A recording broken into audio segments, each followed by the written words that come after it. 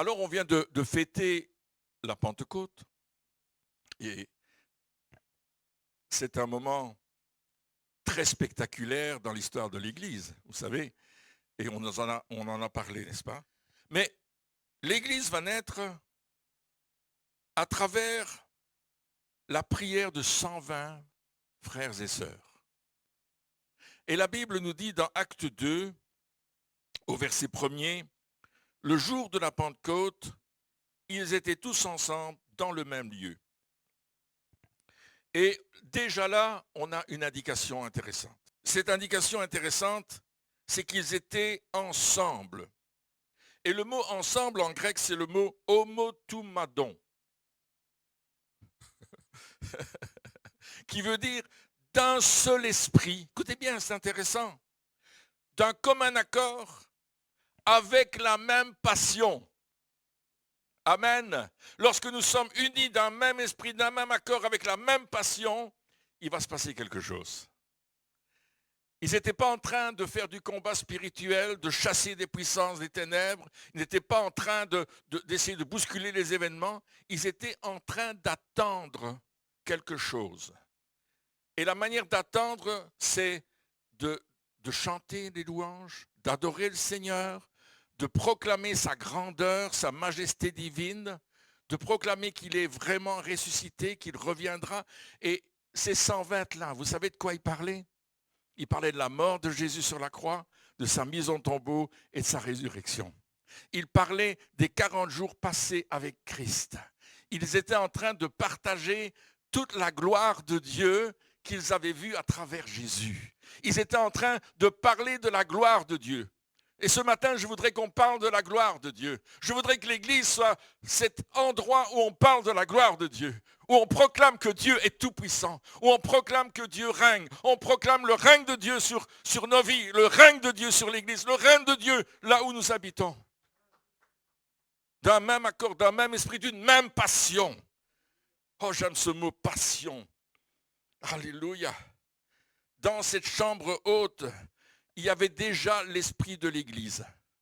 Parce que l'Église, c'est ça, c'est un endroit où on partage la gloire du royaume de Dieu. Où on laisse cette gloire couler, où cette pluie, comme on l'a vu ce matin dans la parole prophétique, cette pluie qui vient du ciel, cette pluie d'or, et qui parle de la gloire de Dieu. La gloire unique de Dieu. Amen. Mais alors qu'ils étaient dans le lieu de prière, personne ne faisait attention à ce qu'ils faisaient. Vous avez remarqué? Personne, il n'y a pas d'autre rapport. Il y a juste le rapport des actes. On ne faisait pas attention à ce qui se passait dans le secret de la chambre haute. Cependant, c'était dans cette intimité que la naissance avait pris lieu. Les grands projets de nos vies, de votre vie, les grandes actions que nous allons faire, ils vont naître dans l'intimité. Ils ne vont pas naître parce que vous avez tout d'un coup un projet, je vais faire ceci, je vais faire cela. D'ailleurs, l'apôtre Jacques, il dit, ne dites pas demain nous ferons ceci, nous ferons cela. Il dit, faites ce que Dieu vous demande de faire. En quelque sorte, c'est ce qu'il dit. Mais c'est dans le secret, dans l'intimité, dans la présence de Dieu, que Dieu forme en nous ses projets. Et là, ils sont dans l'intimité, dans cette présence de Dieu, et Dieu est en train de parler à leur cœur. Ils sont dans le lieu secret. Jésus nous parle du lieu secret, vous vous souvenez? Et le mot secret utilisé, il y a plusieurs mots pour secret dans le grec, mais ici, le mot secret, c'est kryptos. Le secret, l'endroit où vont naître les projets de Dieu. Je ne suis pas en train de dire vos projets, vous pouvez en avoir. Mais quand votre projet, c'est le projet de Dieu, waouh, on est certain qu'il va réussir. C'est son projet. Et il va nous conduire dans cette dimension de son projet. Les projets ne naissent pas par la précipitation. Vous savez, allez, on va faire ça vite, on va faire... Non. Les projets, ils naissent dans une profonde relation avec le Saint-Esprit, dans cette vie secrète avec Dieu. C'est là que se cache la maternité, alléluia, des grandes œuvres que Dieu veut que nous fassions. Dans le secret. dans sa présence, avec notre tête sur son sein, comme Jean faisait avec Jésus, il mettait sa tête sur son sein. Ce jeune homme aimait tellement le Maître. Et la Bible dit, quand le temps est arrivé, Dieu les a tirés de ce lieu secret et il les a présentés au monde d'une façon fracassante. Il les a enlevés du secret parce que c'était la naissance. Et là, il les a présentés au monde d'une façon fracassante. Alléluia, n'est-ce pas? Au point que tout le monde était dans l'étonnement lorsqu'ils entendaient ce qu'il disait. Il parlait des merveilles de Dieu. Vous vous souvenez du texte, n'est-ce pas? Il parlait des merveilles de Dieu dans les différentes langues. C'était fracassant, les gens n'avaient jamais entendu ça. Depuis la tour de Babel, ils n'avaient jamais entendu un ensemble de personnes qui parlaient des merveilles de Dieu et qu'ils pouvaient les comprendre. Alléluia. Dieu est en train de faire quelque chose de merveilleux. Alors qu'est-ce qu'il y a eu le jour de la Pentecôte? Il y a le son du ciel, n'est-ce pas? On nous dit dans l'Ancien Testament que c'était le son des trompettes. Il y a eu le feu de Dieu. Alléluia. Un son, un feu, des langues de feu qui sont venues sur la tête des 120. C'était la prophétie de Joël qui est en train de se réaliser. Mais c'est ici ce qui a été dit par le prophète Joël, nous dit Pierre dans Acte 2, au verset 16. « Dans les derniers jours, dit Dieu, je répandrai de mon esprit sur toute chair. Vos fils et vos filles prophétiseront, vos jeunes gens auront des visions, vos vieillards auront des songes. Oui, sur mes serviteurs, sur mes servantes, dans ces jours-là, je répandrai de mon esprit et ils prophétiseront. » Le Saint-Esprit est déversé sur toute chair. Dites avec moi, toute chair, encore une fois, toute chair, sur toute chair. Ce n'est plus un prophète qui est en train de recevoir la révélation. Vous comprenez la différence entre l'ancienne alliance et la nouvelle alliance? C'est que toute chair qui croit en Jésus-Christ comme Sauveur et Seigneur reçoivent cette capacité. Et il dit, n'est-ce pas, vos fils et vos filles. Oh, alléluia. Vos jeunes et vos vieux. Oh, merci Seigneur. Vous pouvez venir à l'évangile en étant vieux, vous avez droit à la même portion du Saint-Esprit que tout le monde.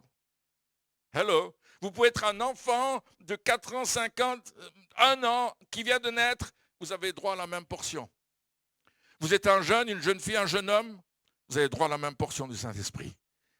Toute chair, l'Église devient un, d'un commun accord, d'une même passion. C'est ce que Dieu veut. Alléluia. Alors on se pose des questions, oui, mais aujourd'hui, il y a des prophètes, oui, mais combien de gens prophétisent dans l'Église? Beaucoup. Ce n'est plus le prophète ou la prophétesse. C'est un ensemble de révélations qui est en train de passer au travers du corps de Christ, dont Christ est la tête, le chef de l'Église, qui s'est donné lui-même par amour pour nous. Est-ce que vous commencez à saisir le dessein de Dieu, le plan que Dieu est en train de faire? Ce n'est plus comme dans Nombre. Dans Nombre, au chapitre 11 et au verset 25, l'Éternel a parlé à Moïse, il rassemble 70, 70 personnes, des chefs de l'Assemblée d'Israël. Allons dans la tente d'assignation, le lieu de la tente de la rencontre. Entrons, c'est au verset 25 du chapitre 11, entrons là, et je prendrai de l'esprit qui est sur toi et je le mettrai sur eux. Et il est dit, l'Éternel descendit dans la nuée et parla à Moïse. Il prit de l'esprit qui était sur lui et le mit sur les 70 anciens. Et dès que l'esprit reposa sur eux, ils prophétisèrent. Point virgule, mais ils ne continuèrent pas. Parce que ce n'était pas le temps. Mais par contre, dans le camp, il y a 2 hommes, Eldad et Médad, qui sont parvenus à la rencontre, sous la tente de la rencontre, et qui, malgré tout, commencent à prophétiser dans le camp. Ça, c'est une image de l'Église, qui est dans le monde et qui commence à prophétiser dans le monde. C'est l'image de l'Église qui est en train d'aller à gauche et à droite et d'apporter la révélation de Dieu. On va aller plus loin là-dedans. Est-ce que vous me saisissez? Alléluia. Ces deux hommes-là sont à eux seuls l'exemple de ce qui va se passer lors de la Pentecôte. Toute chair. Ils n'étaient pas sous la tente. Ils n'étaient pas avec Moïse à cet endroit-là, mais ils ont reçu. C'est exactement ce qui se passe.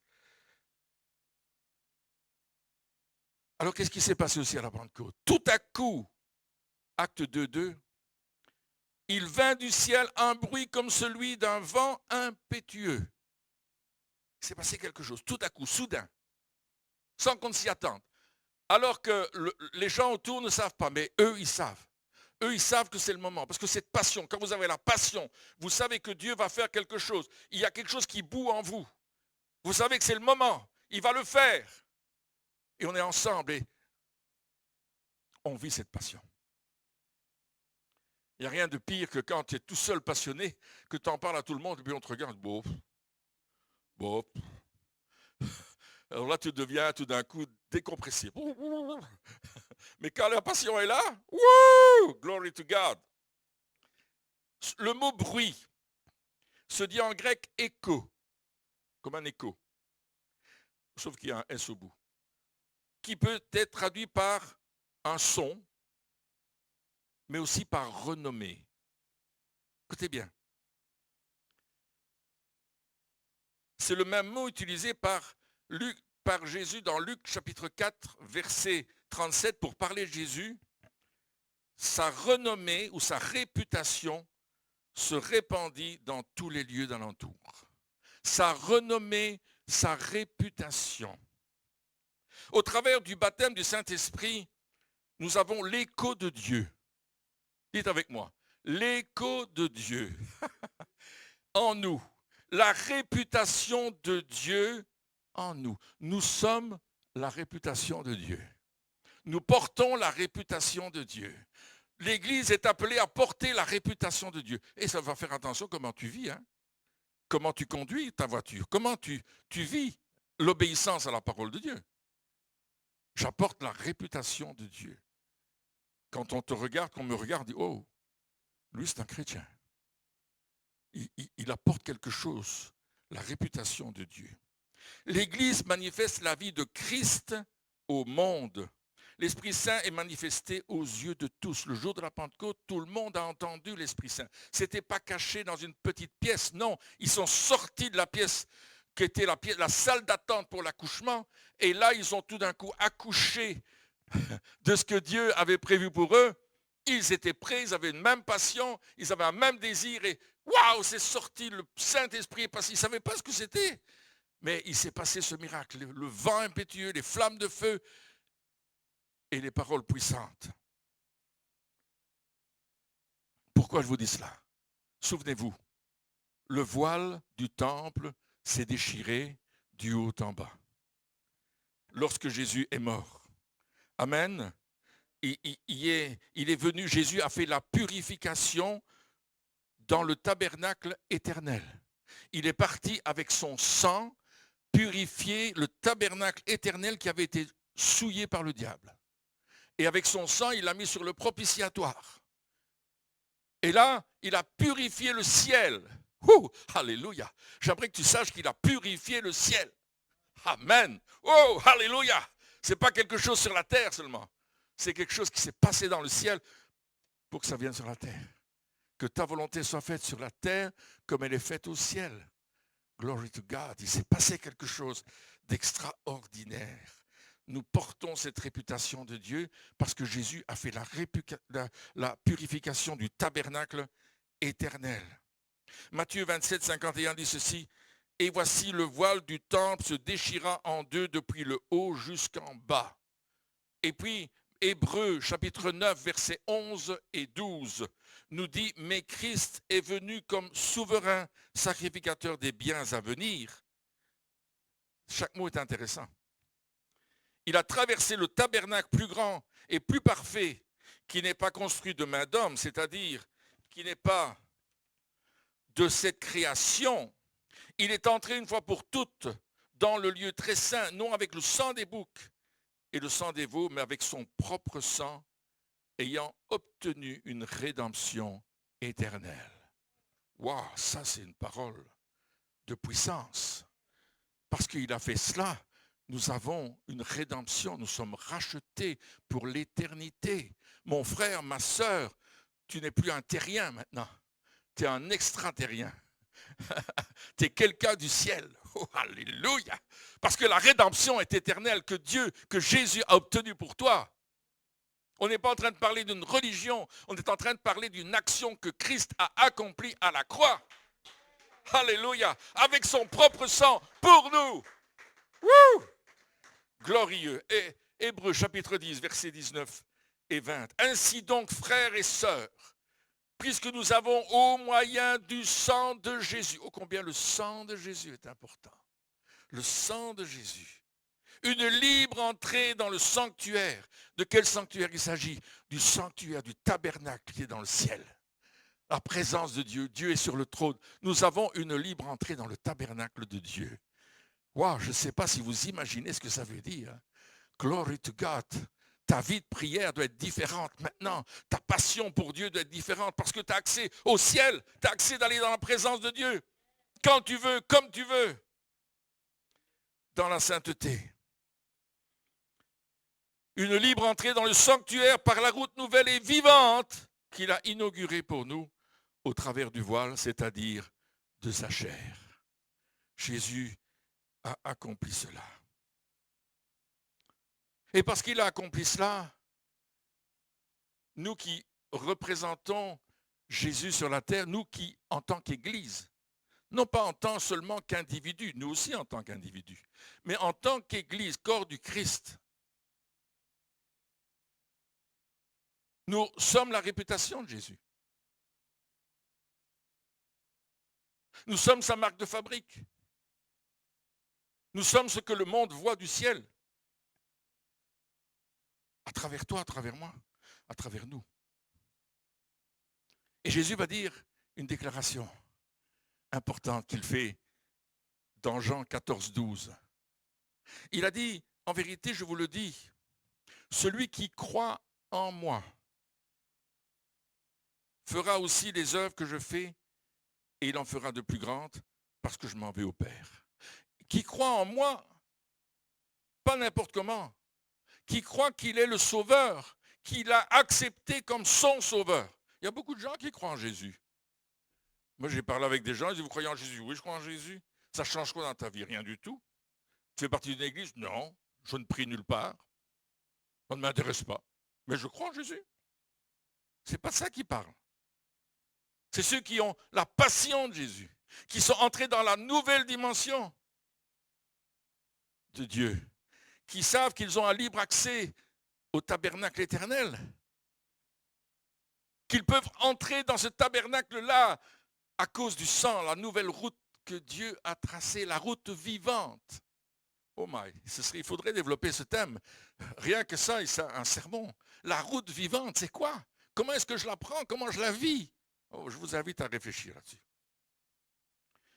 Mais Dieu dit, si tu me regardes comme ton sauveur et Seigneur, tu vas faire les choses encore plus grandes que celles que j'ai faites, en étendue et en rayonnement, parce que l'Église est appelée à rayonner. Alléluia, l'Église est appelée à rayonner, à envoyer des ondes de choc sur toute la terre, comme quand vous jetez un caillou dans l'eau, il se fait des ronds et ça continue, ça continue, ça continue. C'est ça qu'on est appelé à faire, apporter le rayonnement de Jésus, la réputation de Jésus, on va dire le rayonnement, réputation de Jésus. Des miracles, au-delà de ce que Jésus a fait, et ces miracles-là vont manifester sa gloire. Oh, et souvent c'est comme ça. Le premier miracle de Jésus, vous savez lequel c'est? Les Français n'aiment pas. Les Français n'aiment pas ce miracle-là. Il a transformé l'eau en vin. Ils se sont dit, mais le Bordeaux n'est pas assez bon. Jésus en a fait du beau, du meilleur.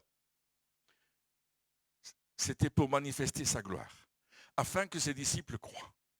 Les miracles manifestent la gloire de Dieu.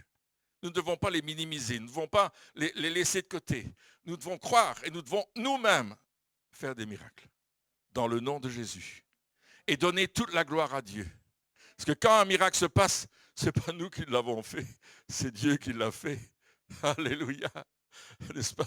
Je me souviens en Italie, on a prié pour une dame, elle était dans une chaise roulante et sa fille nous l'a amenée sur l'estrade, elle l'a amenée sur l'estrade, là où on priait pour les gens.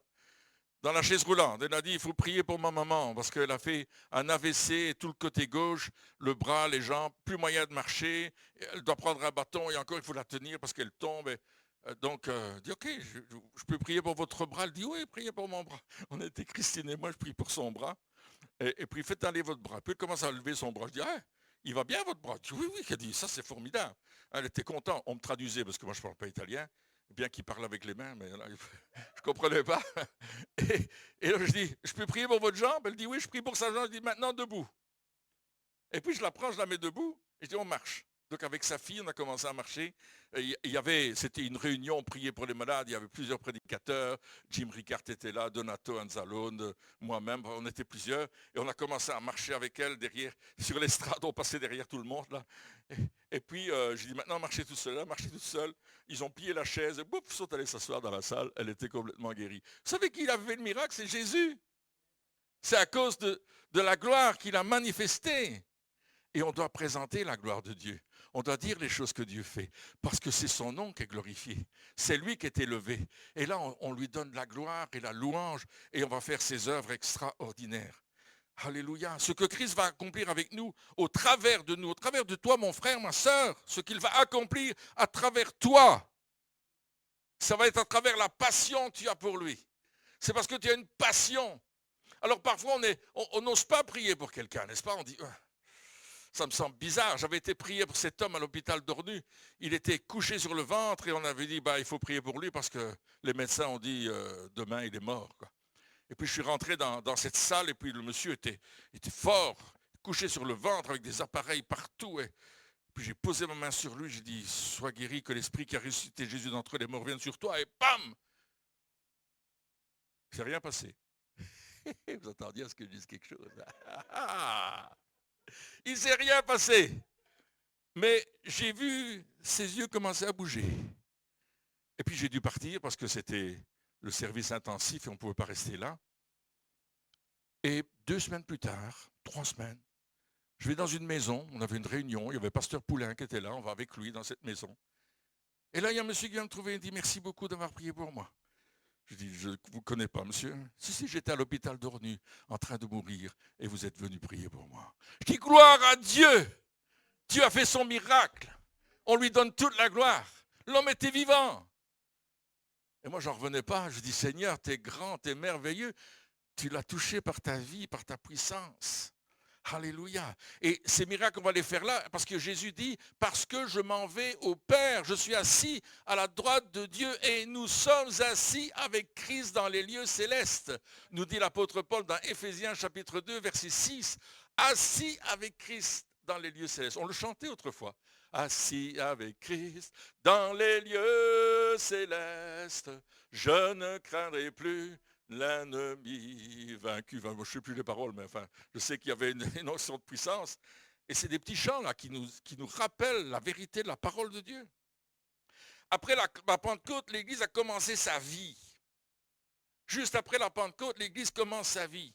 Et on pourrait comparer ça à une cérémonie de mariage, vous savez? Le fiancé, la fiancée, ils arrivent là, et puis ils s'échangent les vœux, on prie pour eux, ils sont bénis, alléluia, l'onction descend sur eux. Mais le lendemain du jour de la noce, ils commencent la vraie vie ensemble. Et le jour de la Pentecôte, l'Église a commencé à vivre la vraie vie avec le Saint-Esprit. Alléluia. Ils ont dû apprendre à se connaître l'un l'autre, à s'aimer l'un l'autre. Ils ont dû apprendre à vivre dans cette communion quand vous êtes mariés.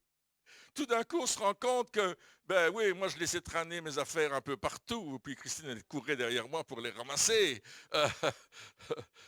J'oubliais de lui dire, je ne rentre pas ce soir parce que je travaille jusqu'à 3 heures du matin. Donc elle s'inquiétait, où est-ce qu'il est parti? Moi j'étais dans un studio en train de faire des montages audiovisuels.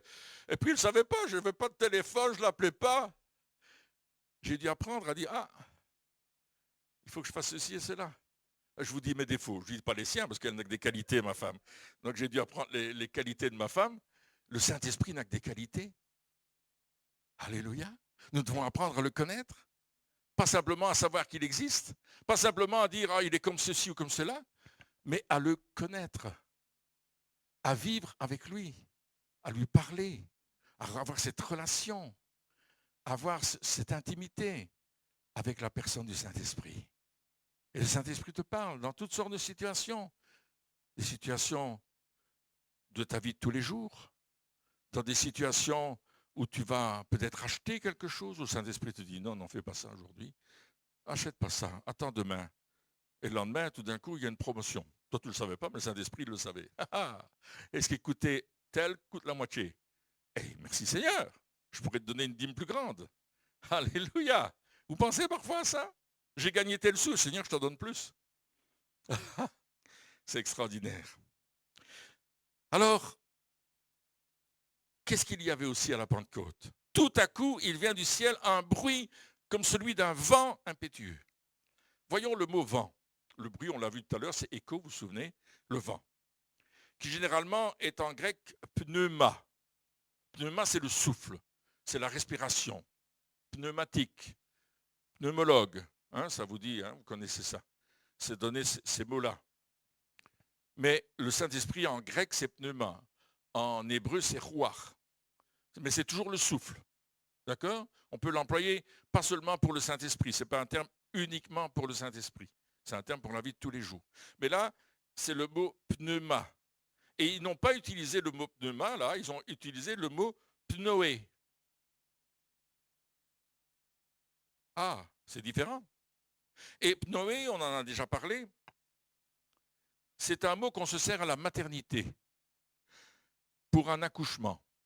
Quand l'enfant sort du ventre de la maman, il passe d'un endroit où il était nourri par la maman, où il était gardé bien au chaud dans le ventre de sa maman. Et tout d'un coup, il passe de ce monde où wow, tout est cocoon pour rentrer dans un monde où il doit respirer lui-même, où il doit manger lui-même, où il doit vivre. Et là, c'est plus la maman qui le nourrit, c'est plus la chaleur du ventre de la maman où il était tellement bien. Moi, je n'ai pas voulu sortir, je suis sorti il y a 10 mois. Je me tendais tellement bien chez ma maman, j'ai dit non, je ne sors pas. Mais quand je suis sorti, alors, boum, un coup de pied au derrière. Ah! Et quand l'enfant sort, s'il ne crie pas tout de suite, le médecin lui donne une tape sur le derrière, c'est le pnoé. La tape sur le pet qui fait ah!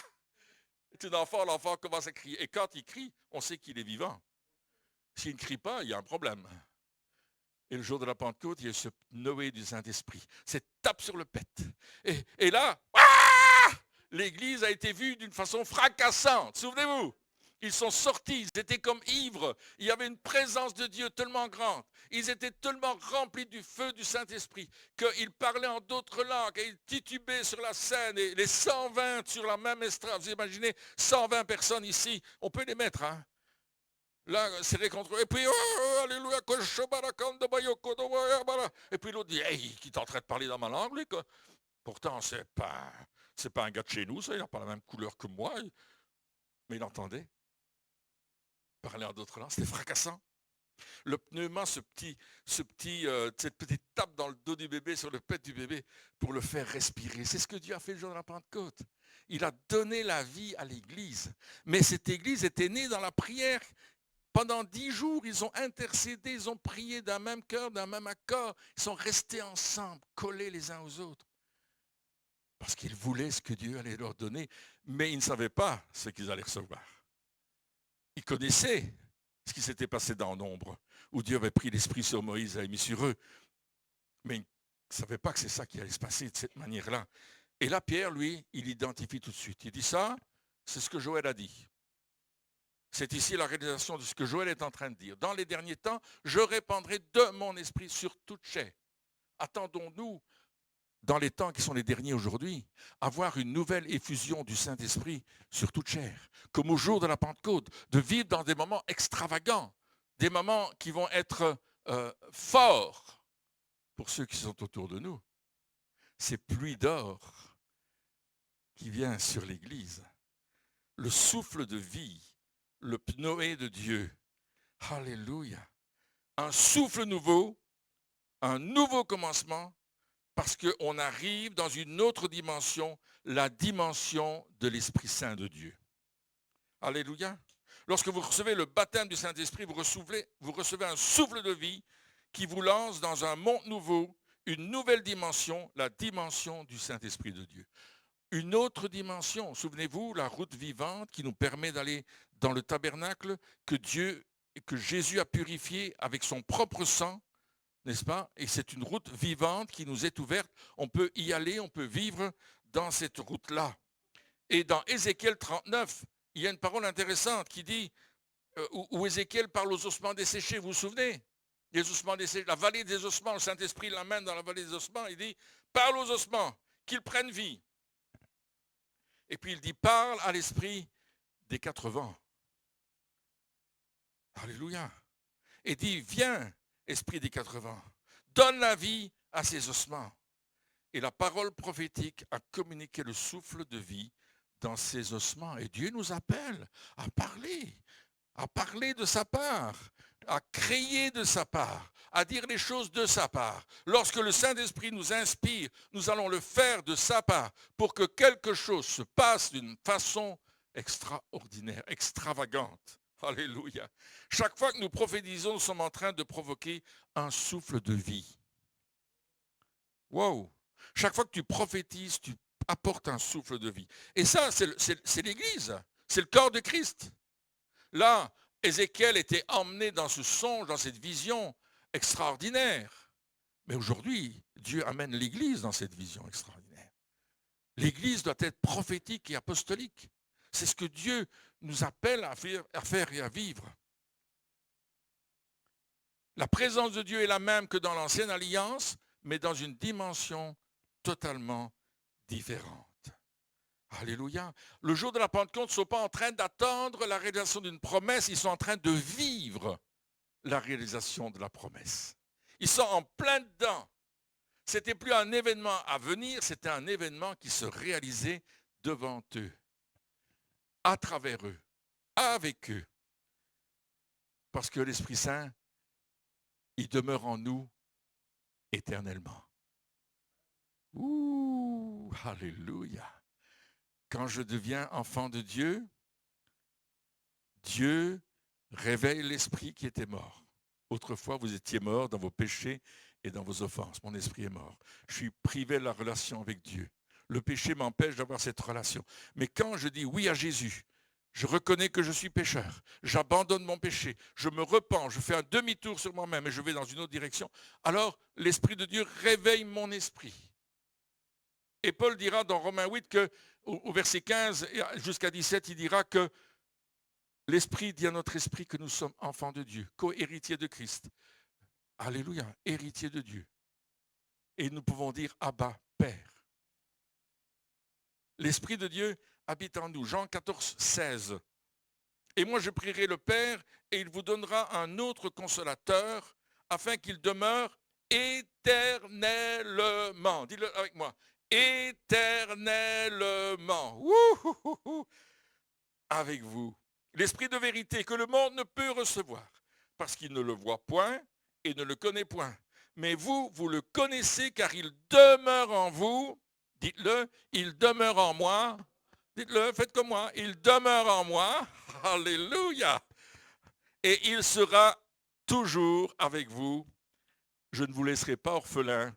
Je viendrai à vous. Alléluia. L'Esprit de Dieu est en moi. Alléluia, alléluia. L'Esprit de Dieu est en moi. Alléluia, alléluia. L'Esprit de Dieu vit en moi. Alléluia, alléluia.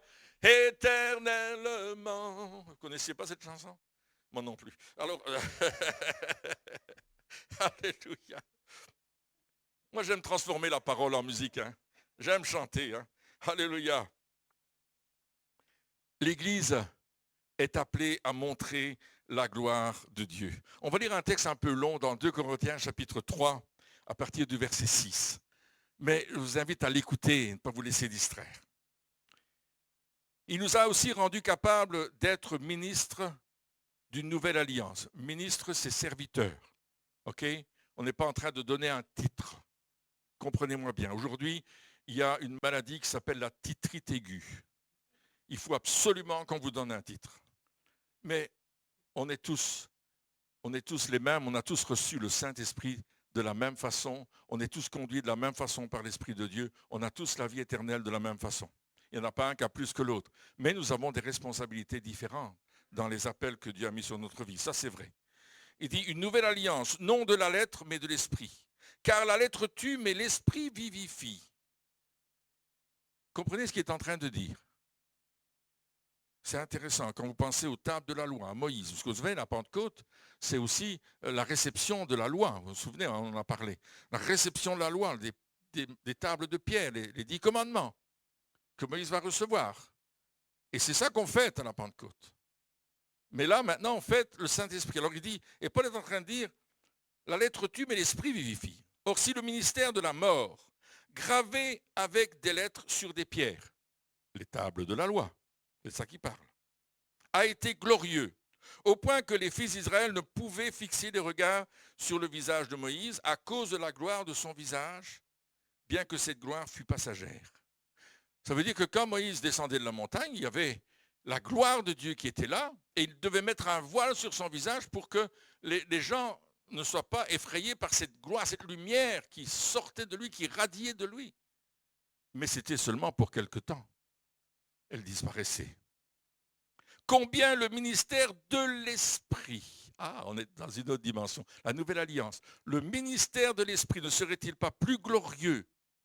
Si le ministère de la condamnation a été glorieux, le ministère de la justice est de beaucoup supérieur en gloire. Et quand il parle de le ministère de la justice, il dit que nous sommes devenus justes à travers le sang du juste Jésus. Je ne suis pas juste parce que j'ai décidé d'être juste. Je le suis devenu à cause du sang de Jésus versé à la croix et il m'a fait de moi, il m'a justifié. Je suis justifié par son sang. Je suis racheté, j'ai la rédemption éternelle, j'ai la vie éternelle. Mais je suis juste aux yeux de Dieu. Romains 8.1 dit, il n'y a plus aucune condamnation pour ceux qui sont en Jésus-Christ. L'acte qui nous condamnait, dira Paul à l'épître aux Colossiens, dira que l'acte qui nous condamnait a été cloué à la croix. Je ne suis plus condamnable, je suis juste et justifié par le sang de Jésus. Alléluia! Korachanda badaye. Wouh! Si tu catches, si tu attrapes cette révélation, ta vie va être différente parce que c'est une réalité. Et on continue, n'est-ce pas? Si le ministère de la condamnation était glorieux, le ministère de la justice est de beaucoup supérieur en gloire. Et sous ce rapport, ce qui a été glorieux ne l'a point été à cause de cette gloire qui lui est supérieure. En effet, si ce qui était passager a été glorieux, ce qui est permanent est encore plus glorieux. Oh, alléluia!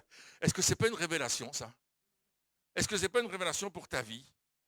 Pour nous aujourd'hui, en tant qu'Église de Jésus-Christ, en tant que corps du Christ, en tant que témoin du Christ, le ministère de l'Esprit est glorieux. Alléluia! La gloire qui couvrait Moïse n'était que la gloire des pierres au point qu'il se couvrait le visage, mais après un temps, cela partait, je vous l'avais dit. La gloire de l'Esprit qui est sur l'Église est de loin beaucoup, beaucoup, beaucoup supérieure. Jésus va dire dans Jean 17, au verset 22 et 23, « Je leur ai donné la gloire que tu m'as donnée. » Oh Seigneur, merci. Jésus, tu m'as donné ta gloire.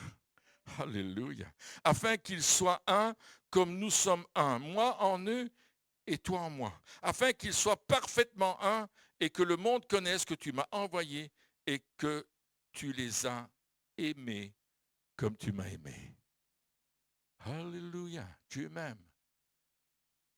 Il m'a donné ce qui était glorieux, afin que nous soyons un en lui. La gloire a comme objectif de nous unir, afin de communiquer au monde que Jésus est le seul Sauveur et le seul Seigneur. C'est ce que Pierre va déclarer après la guérison de ce boiteux de naissance à la porte du temple, appelé la Belle, au chapitre 3 des Actes des Apôtres.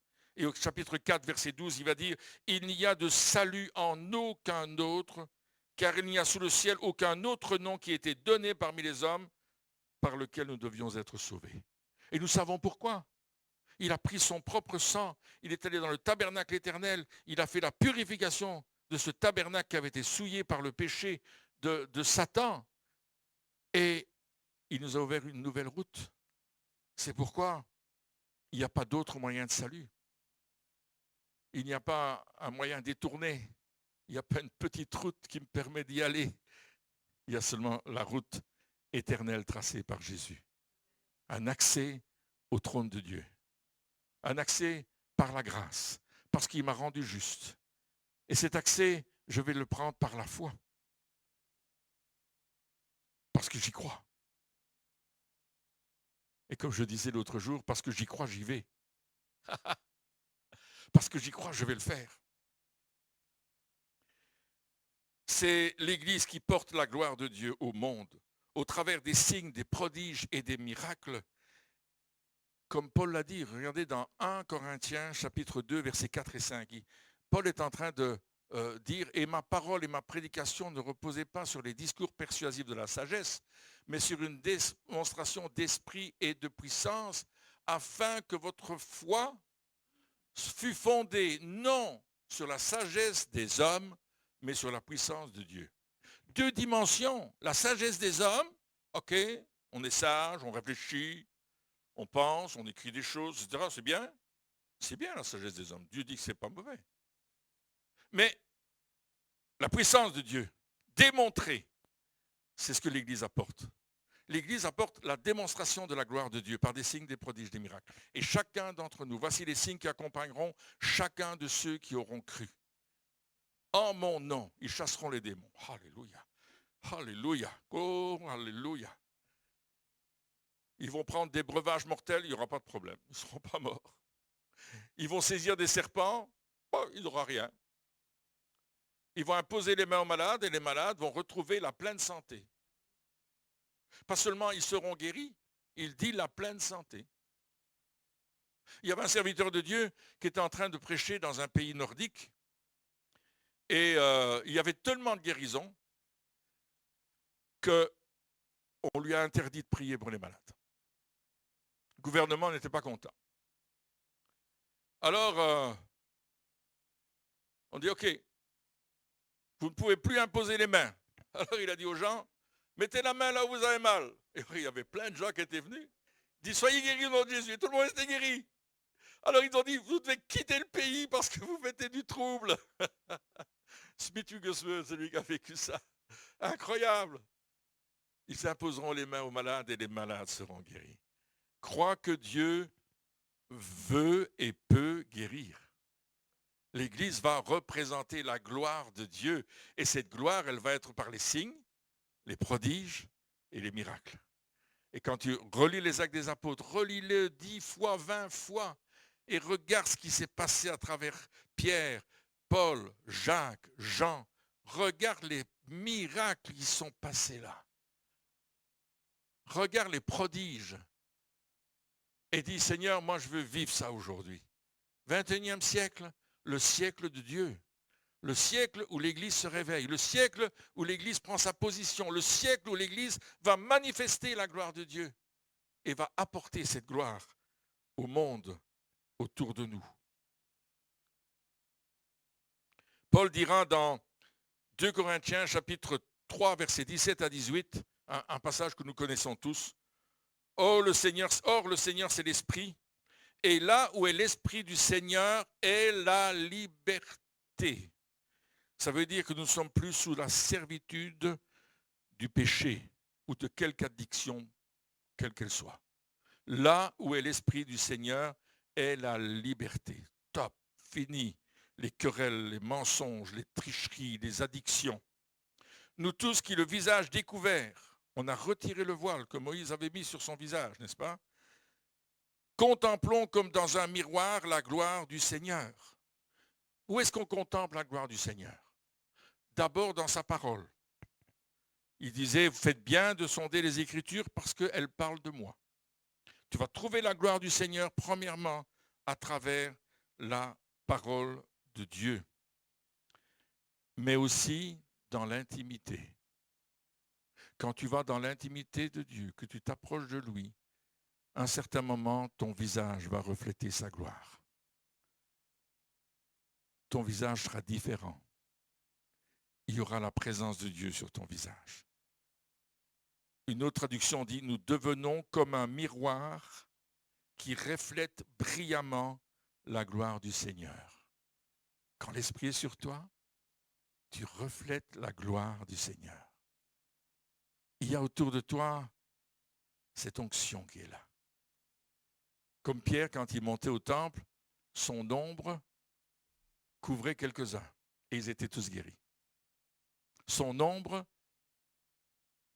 et l'idée qu'il y avait derrière cela, c'est que la présence de Dieu qui était sur lui, l'onction qui l'accompagnait, c'était comme ça que les Hébreux voyaient la chose, était en train de toucher ceux qui étaient là. Parce que l'intimité, parce que Jésus, que tu découvres dans sa parole, la révélation que l'Esprit te donne, fait que tu reflètes cette gloire. Nous sommes transformés en la même image de gloire en gloire. Nous sommes transformés à la même image de gloire en gloire, dans une splendeur toujours croissante. Wow.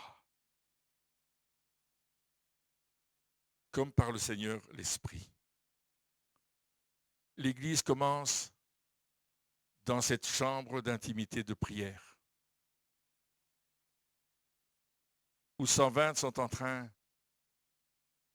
de chercher la face de Dieu, sont en train de le louer, de l'adorer, parler de toutes les merveilles qu'ils ont vues, rappeler ce que Jésus a dit, redire ce que Jésus a proclamé. Ils sont en train de marcher dans cette dimension-là. Et à un certain moment, Dieu va les exposer au monde. Ils vont sortir. Et ils vont commencer à pousser ce premier cri. Et ça va être un cri de gloire. Un cri de réveil. Un cri de vie. La vie est là. Comme Jésus l'avait prédit. Et toutes les personnes, les hommes, les femmes, les enfants, les jeunes, les vieux, vont commencer à prophétiser. Voilà la vie de l'Église. Voilà ce que Dieu veut pour nous. Que nous représentons le Christ de gloire en gloire, là où nous sommes. C'est ça, la pré-Pentecôte. C'est ce que nous avons reçu, nous allons le donner. Nous allons le partager. Nous allons l'apporter au monde autour de nous. Et le monde va croire. Et le monde va recevoir. Et le monde va donner sa vie à Dieu. Est-ce qu'on peut prier? Alléluia. On peut se mettre debout. C'est une bonne idée, hein? On est assis depuis 1 heure, là, on va se mettre debout, là. À la maison, mettez-vous debout aussi, peut-être, si vous voulez. Levez les mains vers le ciel et dites merci Seigneur pour ta gloire. Merci pour ta présence. Aide-moi à rentrer plus dans l'intimité. Aide-moi à te découvrir plus dans ta parole. Aide-moi à refléter ta gloire d'une façon constante, dans une splendeur toujours croissante. Que je reflète ta gloire, Seigneur. C'est mon désir, c'est mon cœur. Et nous sommes tous là avec une même passion, celle de vivre pleinement le royaume de Dieu sur la terre. Oh, merci Seigneur. Oh, merci Jésus. Merci pour ton sang versé. Merci pour la purification du tabernacle éternel. Merci pour la route vivante que tu as ouverte pour nous. Merci parce que nous avons un libre accès à travers du voile. Alléluia.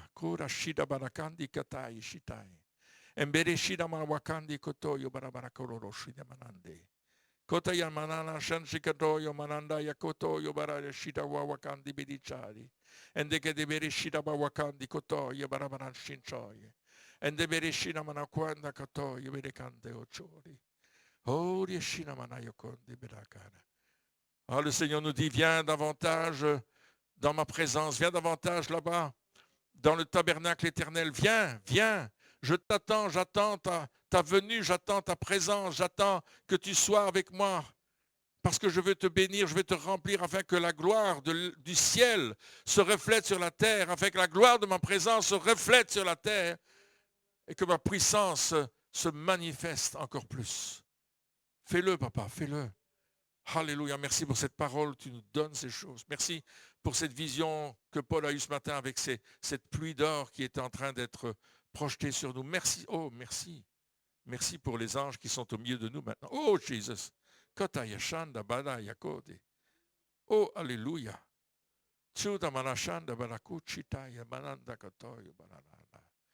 Et le Seigneur dit, je libère mon armée angélique et j'envoie mon armée angélique pour vous aider, pour vous accompagner, pour vous garder, pour être avec vous. Ne crains pas, mais manifeste ma gloire dans ce monde présentement. Et ma gloire va changer les circonstances. Oh, vous sentez cette gloire ce matin? Vous sentez cette gloire? Oh là là, il y a un souffle ici, il y a quelque chose. Oh my. Oh, yashana mananda, oh yakana mananda. Oh, yobaralakande. Oh, il y a une gloire ici, il y a une gloire de Dieu, présence de Dieu. Glory to God. Shinamana yakot etai menena ishore. Agis, Père, agis. Agis au nom de Jésus. Merci Seigneur. On a difficile de stopper ce moment.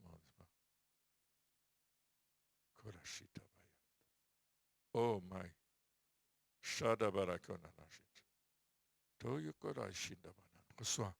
Reçois une présence de gloire. Glory, glory, glory, glory, glory. Oh, reçois cette présence. Reçois cette présence. Oh, la gloire de ta présence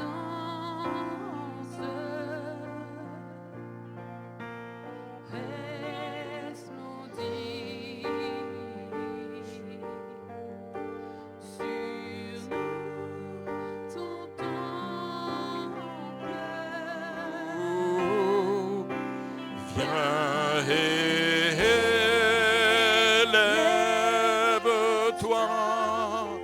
sois